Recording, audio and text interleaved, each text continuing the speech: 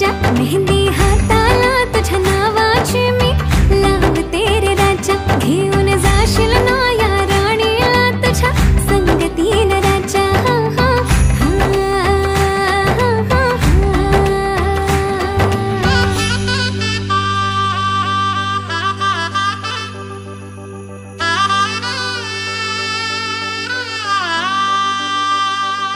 सजली ही नवरी बाई नवरोबासाठी ग, गाली हळदी चाले पा दिसते किती गोड ग.